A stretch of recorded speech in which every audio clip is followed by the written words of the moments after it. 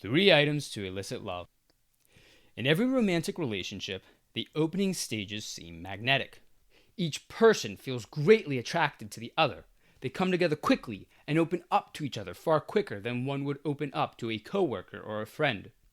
During this beautiful initial stage, each always assumes that the other has their best interest in mind and is aligned with the self's wants.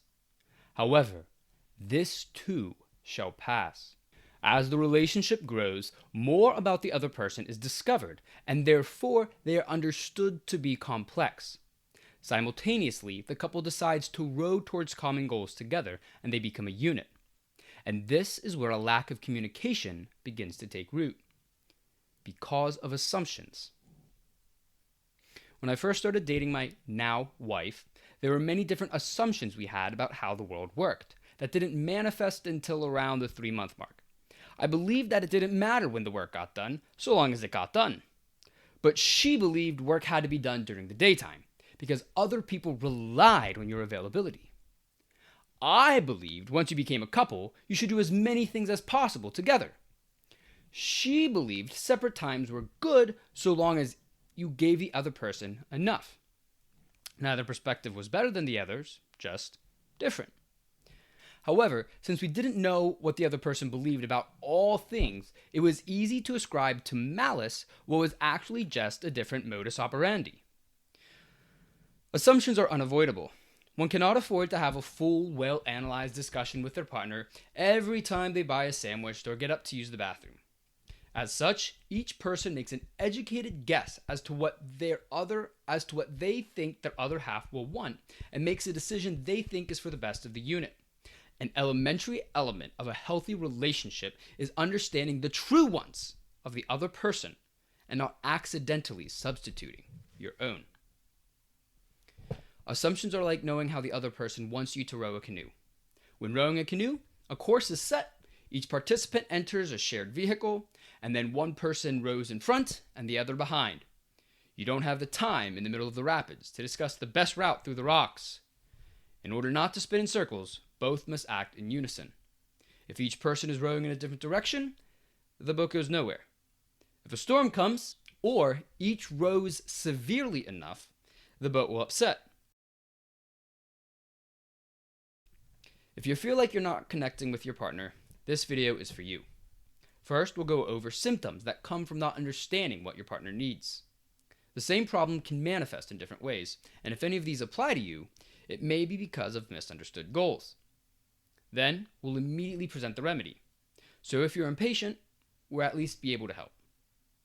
The next 3 parts of the video will go over how to apply this, especially when confronting the 3 biggest hurdles people tend to have.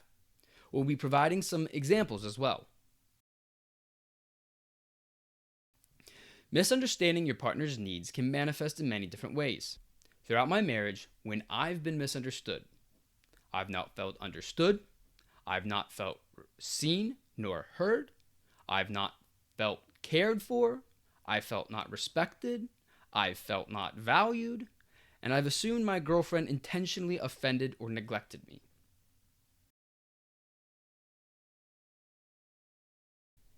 So if you felt these things too, what can be done? The solution is to create a list of 3 core needs that, if your partner fulfills, will elicit the love reaction out of you. I call these the 3 guardrails or goalposts, whichever is easier for you to conceptualize. So, for example, my wife and I did this a few months into us dating.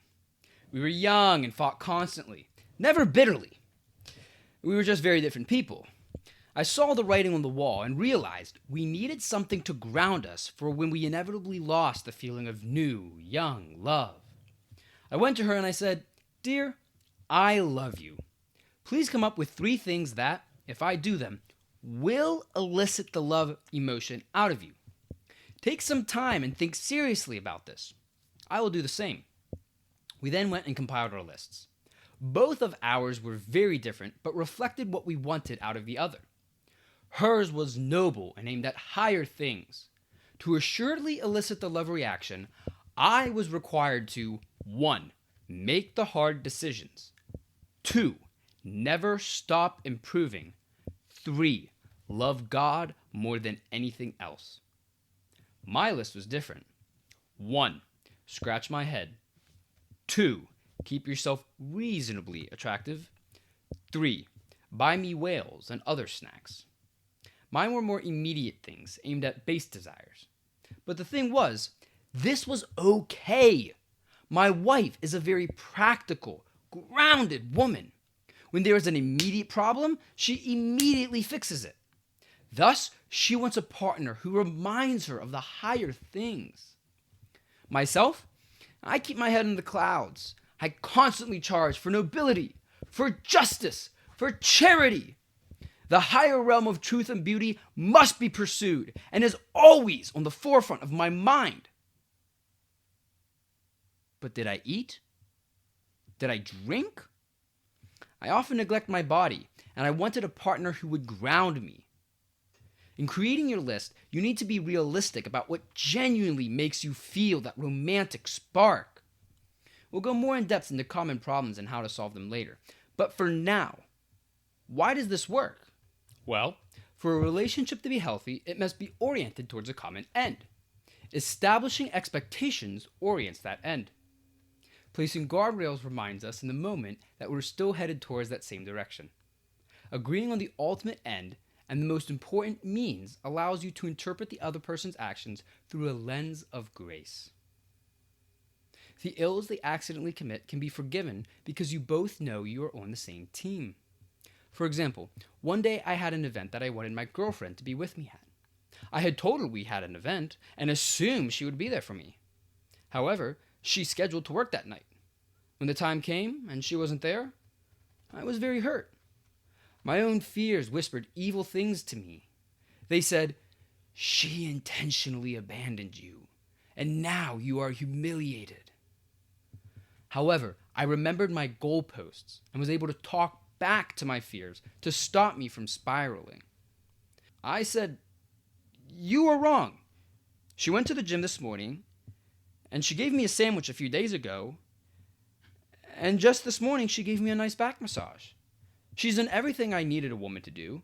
How can anyone ever say that she doesn't love me?" When she got home that night, I asked her about it. She said, "You told me about the event, but didn't explicitly invite me. Therefore, why would I think I was invited?" A very practical woman she is. Since then, 6 years later, if I've ever wanted her to come to an event, I've had to say, "Love, I want you to come to this event." And it's worked out.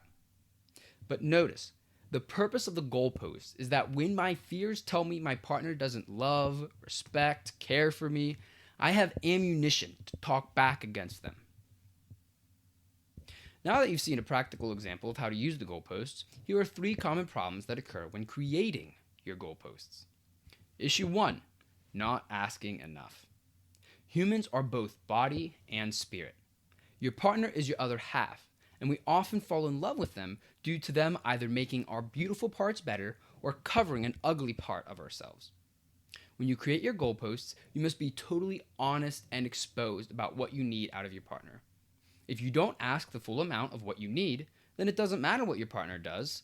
You will never have enough ammunition to talk back to your fears. So, create honest goalposts about what you need. For my wife and I, she created a very high bar of making the hard decisions. This was every hard decision that she didn't want to make. When I had a toxic friend, I had to come up with a strategy and then deal with it.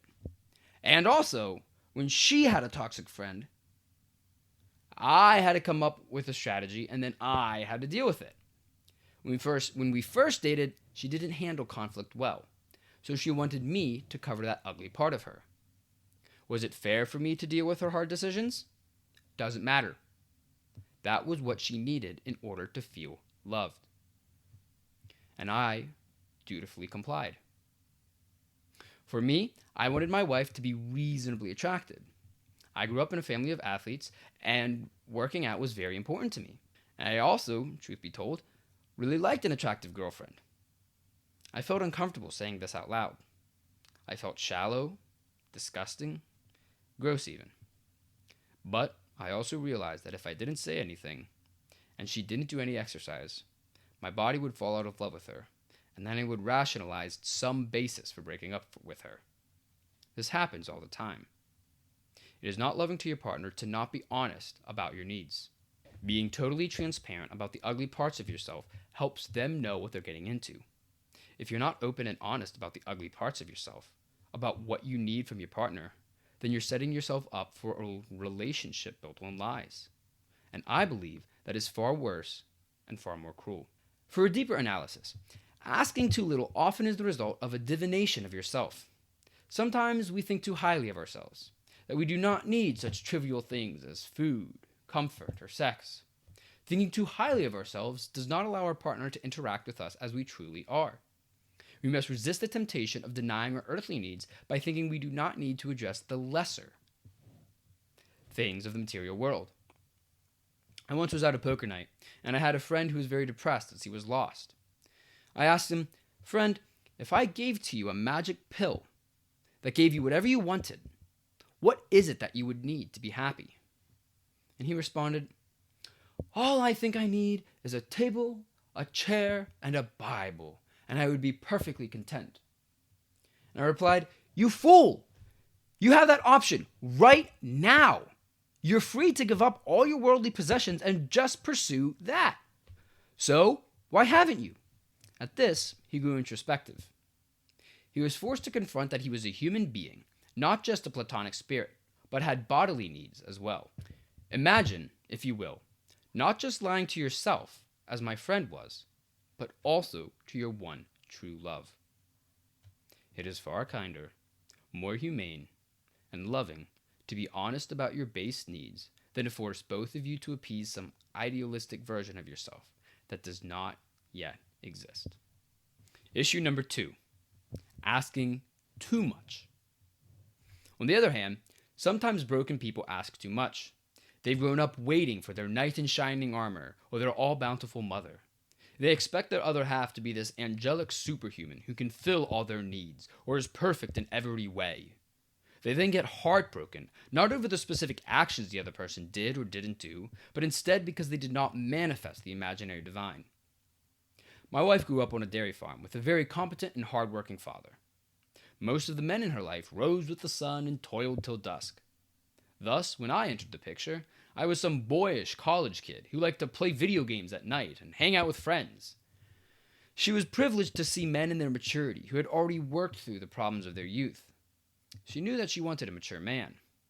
Now, an unhealthy response would be to demand her young man immediately have all the same positive traits as her middle-aged role models. A healthy response would be to communicate what her standards were and help him as he improved. My wife was wise.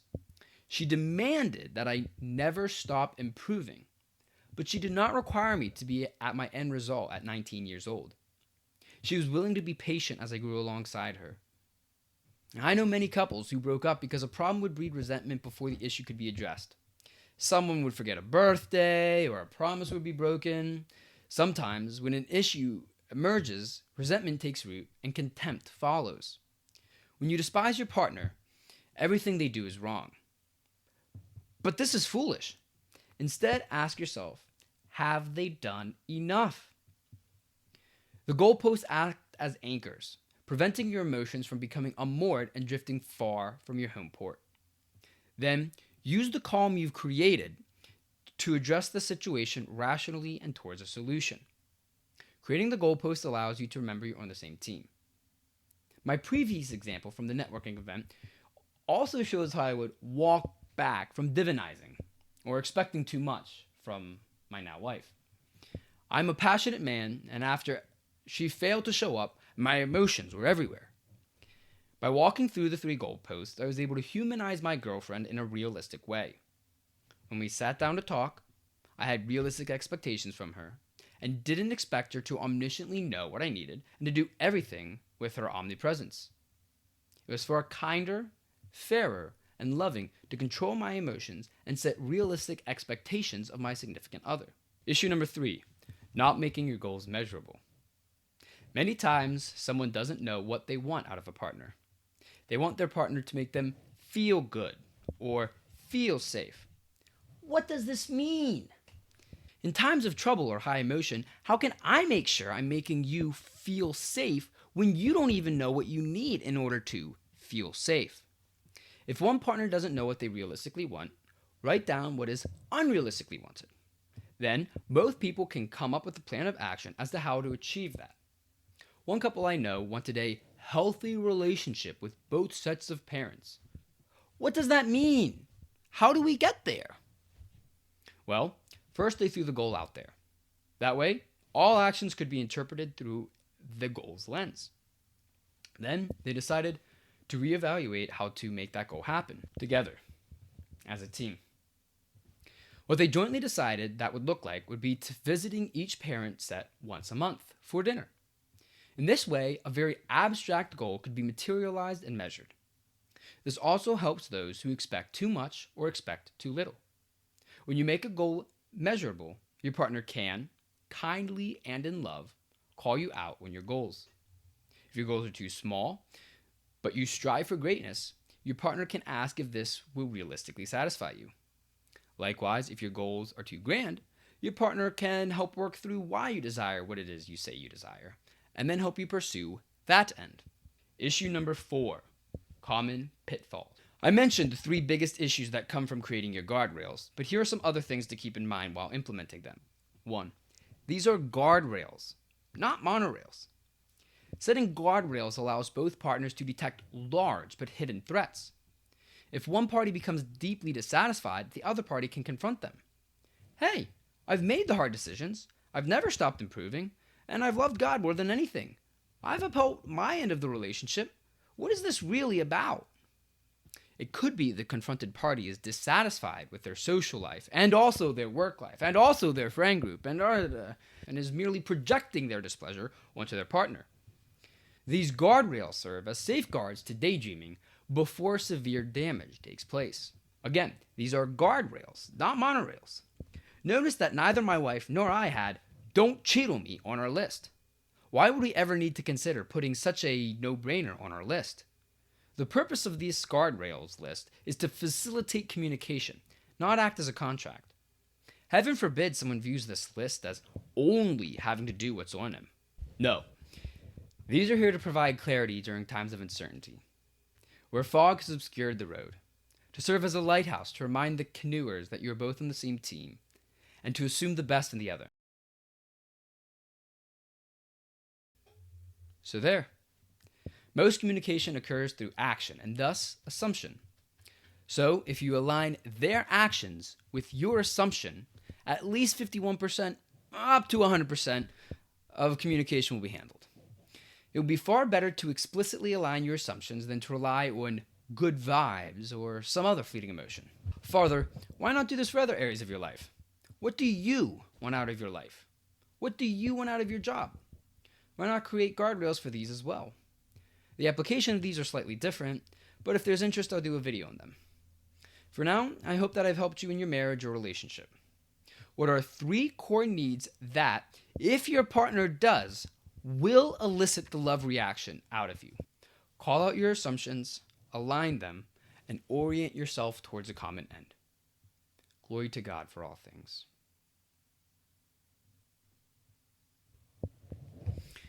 Thank you for watching. My goal in creating this is to help a specific friend with a specific problem. I wish to connect theology with practical advice.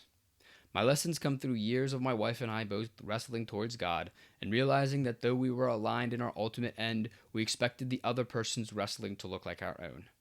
As such, we developed this method to help us understand the other. We hope this allows you to better understand your true love. I'd love to help other people solve their problems. If you have any suggestions on how to make this video better, or you have a specific problem you're struggling with, please let me know in the comments below. Glory to God for all things.